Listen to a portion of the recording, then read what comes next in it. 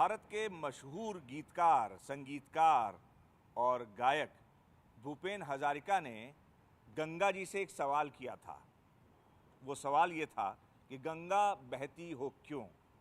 गंगा जी से पूछा था कि क्यों बह रही हो, किसके लिए बह रही हो, किनके लिए बह रही हो, पतित पावनी हो, लेकिन खुद इस समय मैली हो चुकी हो। और जो जीवनदायिनी जितनी नदियां हैं, कमोवेश उनका वही हाल है।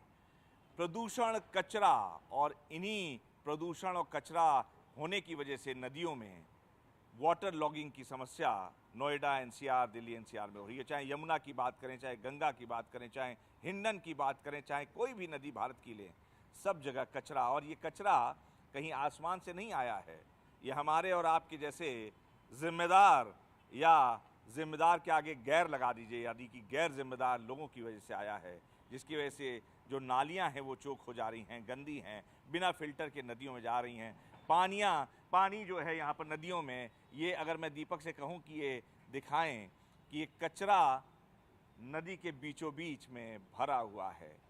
ये कचरे का पहाड़ है जो नदी के प्रवाह को, उसकी धारा को कहीं ना कहीं रोक रहा है, प्रदूषित कर रहा है, मैला कर रहा है और जीवनदायिनी इस नदी को घातक बना रहा है और जहरीला बना रहा है इसका पानी। तो अब आप ये समझ सकते हैं कि ये जो वाटर है, ये पानी है, इसमें सब नाले का पानी है, बिना फिल्टर किए हुए जा रहा है। यहाँ जब इस समय हम खड़े हैं तो हम और हमारे कैमरा जर्नलिस्ट दीपक का सांस लेना मुश्किल है। अब मैं उसको बयां नहीं कर सकता, लेकिन अपने शब्दों के ज़रिए आपको एहसास करा सकता हूँ कि हम बोल नहीं पा रहे हैं। नाक से लेके सिर तक ऐसा लग रहा है कि पूरा जहरीला जो इसको छू के हवा आ रही है, वो सब नाक में, सांस में हमारे घुस रही है। कितनी जहरीली है ये आप यहाँ जब आकर खड़े होंगे तो इसका अंदाज़ा लगेगा। लेकिन ये कचरा किसी बाहरी, किसी एलियन ने नहीं फेंका है, हमने फेंका है। और सारे नालों में ये कचरा जाके चोक कर दिया है सारे नालों को, जिसकी वजह से वाटर लॉगिंग हो रही है। सिर्फ सिस्टम को दोष देना आसान है, कर्मचारियों को, अधिकारियों को दोष देना, उनकी तो जिम्मेदारी बनती ही है, उनको तो काम करना ही चाहिए। लेकिन हम आप कितने जिम्मेदार या गैर जिम्मेदार हैं, इसका ये नज़ारा है, ये तट है, ये देखिए सारा कचरा यहाँ से भरा हुआ है। नाले जो आके इसमें मिल रहे हैं वो बंद हो गए हैं और सीधे कचरा उठा के डाल दिया गया है इस नदी में। तो वो देखिए पूरा पहाड़, पूरा पिलर घेर लिया है, कितना खतरनाक है। अब आपको इसका अंदाज़ा देखकर लग रहा होगा। कुल मिला के इसी नदी का, हिंडन का, जिसे नाम दिया गया है हर नंदी, भगवान शंकर, हर और नंदी, उनके वाहन नंदी का नाम दिया गया है हिंडन को, हर नंदी।